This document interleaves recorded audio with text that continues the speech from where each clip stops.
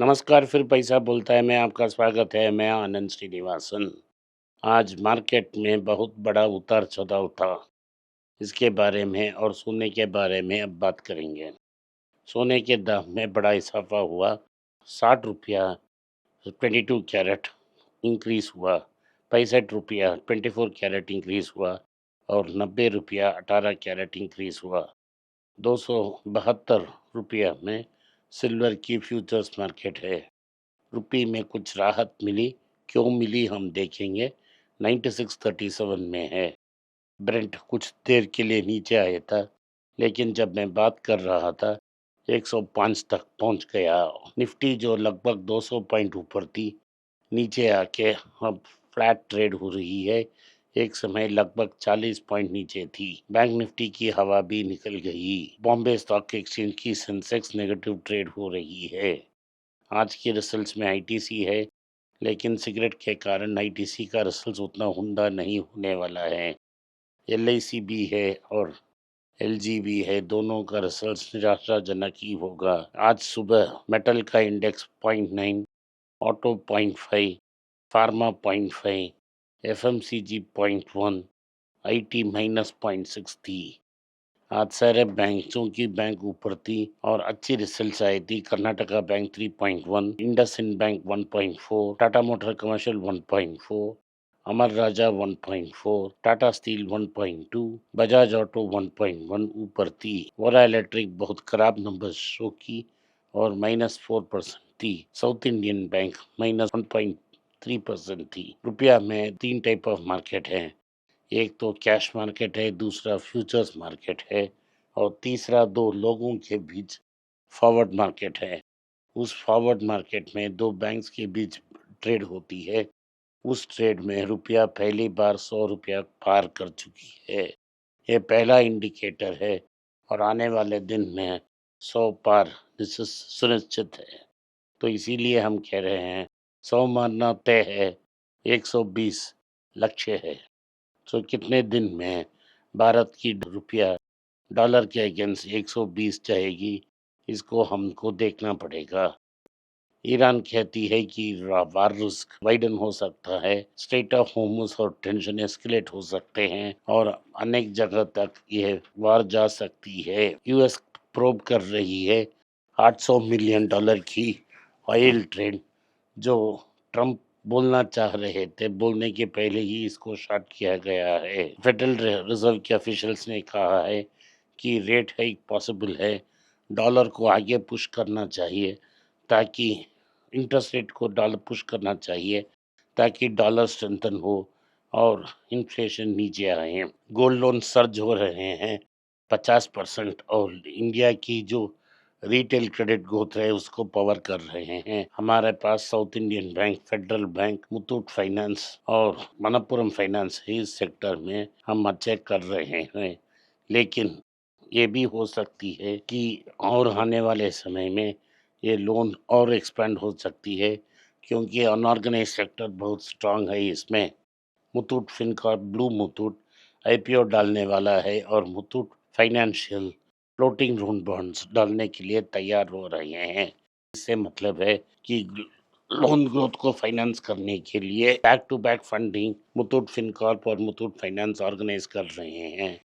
RBI ने banks को permission दे दी ताकि वो लोन फाइनेंस फोन्स को डिसेबल कर दें अगर लोन में डिफ़ॉल्ट आ गया तो।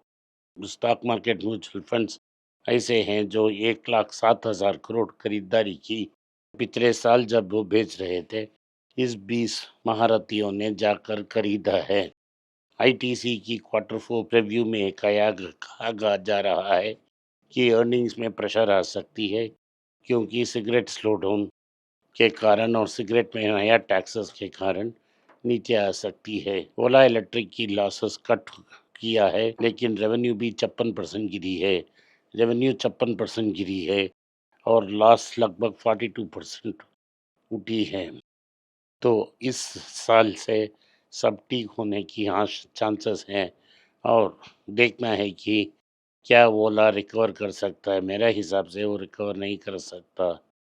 जो मुथूट फाइनेंस की बॉन्ड के बारे में मैंने कहा, वो 2000 करोड़ की बॉन्ड कह रहे हैं। डॉक्टर रेड्डी ने ओरल डायबिटीज ड्रग ओबिडा को भारत में लॉन्च की है। तो डॉक्टर रेड्डी ने इंट्रोड्यूस किया कि oral semaglutide biosimilar tablets type 2 diabetes को ये एड्रेस करती है। टाटा पावर कह रहे हैं कि वो मुंबई दिल्ली एक्सप्रेसवे में बहुत सारे जगह में ईवी चार्जिंग स्टेशन लगाने वाले हैं। टाटा कैपिटल आईपीओ में गेन से टाटा सन्स को 7,000 करोड़ मिलने वाले हैं। जो रेवेन्यू सॉफ्टवेयर से हुआ है उसे भरपाई करने के लिए ये बहुत लॉन्ग वे जाएगा। एयर इंडिया की लॉसेस डीपेन हुए हैं डिस्पाइट टाटा ग्रुप की इन्वेस्टमेंट्स के बिना भी। ये लॉस प्राइमरली इसलिए है क्योंकि भारत से जो फ्लाइट्स बाहर जा रहे हैं वो पाकिस्तान को अवॉइड कर रहे हैं। ये फ्यूल कॉस्ट बहुत एक्सपेंसिव हो रहा है। स्टेलांटिस और जेएलआर ने स्ट्रैटेजिक पार्टनरशिप की बात की है। स्टेलांटिस फिएट ग्रुप है और फिएट और टाटा की बहुत एंशिएंट रिलेशनशिप है। टाटा ने अपने रंजनगोल प्लांट में फिएट के लिए इंजन बनाती है। विप्रो की लॉन्ग टर्म टर्नअराउंड स्ट्रगल में कंटिन्यू हो रही है despite large AI based deals के बिना पर भी प्रेशर आ रही है। जो हमारे रिकमेंडेड फॉरेन रिकमेंडेंस को देखकर गूगल को 90 से 160 पैंसठ तक कंसिडर किया उनके लिए खुशखबरी है क्योंकि गूगल में स्पेसएक्स 2 लाख ट्रिलियन डॉलर के लिए लिस्ट हो रहा है। उसमें से बड़ा स्टेक है। दूसरी चीज ये है कि एंथ्रोपी में भी गूगल का बड़ा स्टेक है। अपोलो हॉस्पिटल्स ने कहा है कि उनकी Q4 में ग्रोथ 36% होगी। मारुति की चेयरमैन कह रहे हैं कि वे बायोगैस को प्रेफर करते हैं इलेक्ट्रिसिटी के ऊपर, लेकिन ये उसको बायोगैस को मैन्युफैक्चर करके ट्रांसपोर्ट करना बहुत मुश्किल है। इंडिया की जो एसेंशियल ड्रग्स हैं इनमें से 384 की प्राइस ऊपर जा सकती है। जो गरीब है वही ये ड्रग यूज करता है। अगर आपकी उनकी कंसेशन को अवॉइड करेंगे तो लाइफ बचाना बहुत मुश्किल हो जाएगी। इंडियन एफएमसीजी कंपनीज ने स्टेडी 4.5% की ग्रोथ की संभावना है। एनवीडिया कह रही है कि रिकॉर्ड $81.6 बिलियन की रेवेन्यू है एआई स्पेंडिंग बूम के कारण। और ओपन एआई भी एक मैसिव आईपीओ डालने की कोशिश कर रहे हैं जिससे कंपनी को $1 बिलियन की वैल्यूएशन में दिखाए जाए। आज के लिए इतना ही। आपने इस पॉडकास्ट को सुना इसके लिए मैं आपका आभारी हूँ।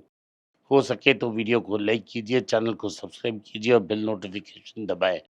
इस वीडियो को अपने दोस्त और रिश्तेदार के पास भेजें और उन्हें देखने की आग्रह करें। नमस्कार, धन्यवाद, जय हिंद। अगर आप मुझसे संपर्क करना चाहते हैं नीचे दिए गए ईमेल में मेल भेजें। मेरी टीम आपके साथ संपर्क करेगी और मदद भी करेगी।